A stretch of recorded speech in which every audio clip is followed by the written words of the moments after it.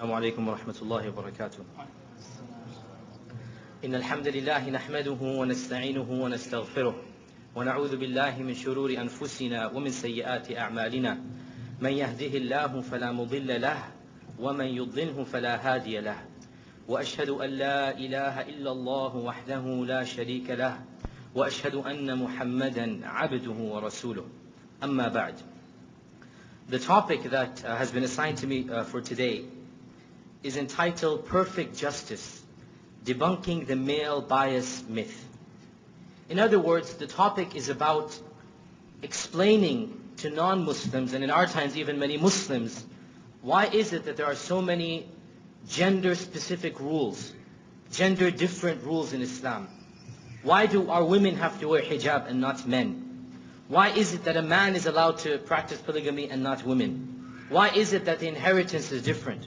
Why? So many questions arise from non-Muslims, and even in our times from many Muslims. They're questioning the fundamentals of their religion, the fundamentals of fiqh, the fundamentals of usul, the fundamentals of male-female interactions, and they're wondering, why is our religion so different from what we see around us today, from the environment we have been raised in? And so I'm trying to explain in this talk, in a nutshell, our proper methodology of response. How do we respond to these allegations? Somebody comes and tells us Islam is a very chauvinistic religion. It's a sexist faith. It prefers men over women. And they list a number of things, such as polygamy, such as hijab, such as inheritance, such as this and that, witnesses in the court. And they list a number of things, and they say, look at this type of religion. It's making women backward, and it's promoting male chauvinism and making men better than women. How do we respond to these allegations? How do we defend our faith from these accusations? Now, the topic that I'm talking about is very common. It's very common. You've heard it so many times, of women's rights in Islam. In fact, I might even go so far as to say that this has become a staple topic for many conventions and many speakers. So much so that an average talk that is advertised with this topic in mind will not even generate a great response, because it's cliched. Been there, done that. I've heard this conversation before. So let me reassure you that although the topic might indeed be very common, in fact one of the most common topics at Muslim conventions and gatherings, let me be so bold as to state that the response you will hear today, insha'Allah ta'ala, is a very, very unique response. It is a response that is rarely heard. It is a response that I personally believe is a much better and perfect response than the traditional, than the stereotypical response that is given to this question. Because, and I claim perhaps very boldly, and I will justify this claim, that the traditional methodology of responding to these allegations, by traditional methodology I'm referring to answers that all of you know. Why is it that a woman is allowed to have more than, a man is allowed to have more than one wife and a woman isn't? Well, because during times of war, it is men who die and the women are more numerous, because there's orphans, because, more widowers. Why is it that, the inheritance is more for the man versus the woman? Well, because the man has more financial obligations than the woman. So you have these, stereotypical responses, okay?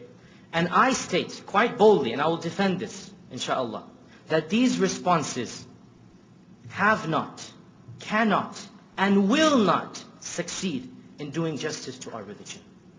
These traditional responses, they will not succeed in solving this bias, in solving this perception that non-Muslims, and unfortunately many Muslims who are not grounded in the religion, have of our religion with regards to male and female interactions. First though, let me digress a little bit. Let me tell you a little bit about Muslim historiography and about some of the clashes that Muslim culture has had with other cultures. This is because it is not the first time in the history of the Ummah where our culture, our civilization, our thought has come into contact with other thoughts and has been influenced, for the better or for the worse, by those thoughts. No. It has happened many times before. We've been around 1,400 years. It's not the first time we're interacting with other civilizations. It's not the first time we're hearing concepts, we're hearing ideas that are not found in our religion. They're found in other faiths and other cultures. So let me digress and let me summarize for you one such encounter that occurred. Because the encounter, when we analyze it and when we study it with other civilizations and cultures, it is the same as what is happening now. It's not the first time we've been exposed to cultures that are deemed superior to our own. One of the first encounters that the Muslims had of the past was their encounter with Greek philosophy. This occurred within the first 150 to 200 years of Islam. For the first time, Muslims got exposed to a theology that was based upon other principles, not based upon the Quran and Sunnah. And Greek mysticism and Greek theology and Greek philosophy was perceived to be, in fact it still is perceived to be, far more superior than religious philosophies. To this day, here in America, 3,000, 4,000, 2,000 years after these philosophers lived, in our undergraduate schools we study their works. We study Plato, Socrates, Aristotle.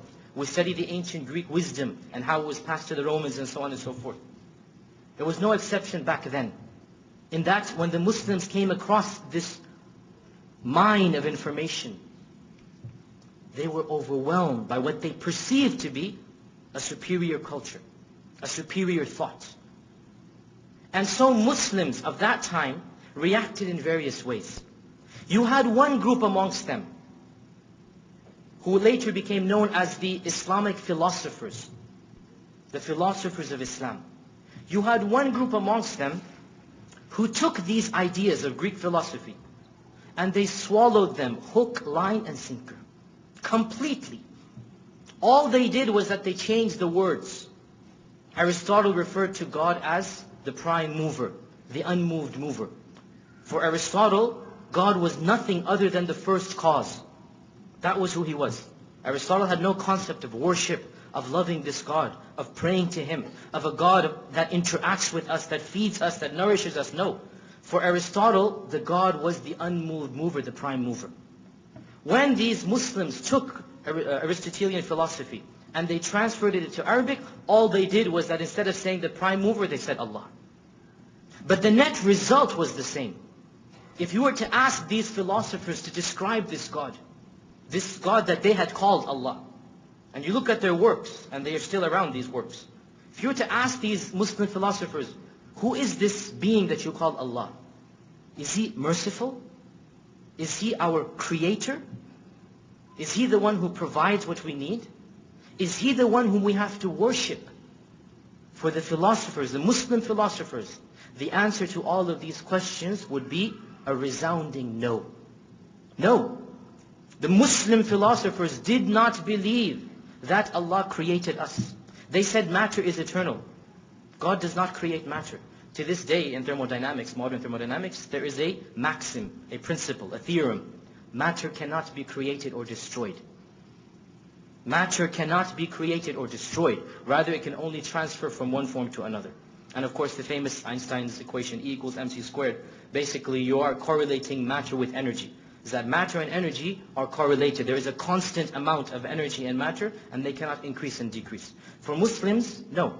Matter can and is created and destroyed. Allah creates it, Allah destroys it. Energy is created and destroyed. Allah creates it, and Allah subhanahu wa ta'ala can destroy it. Point being that, for Aristotle, and for the Muslim philosophers influenced by him, God was not the creator. God was not the object of worship, the object of veneration and love. No. He was some philosophical entity whom they had called the prime mover, the unmoved being, the first cause.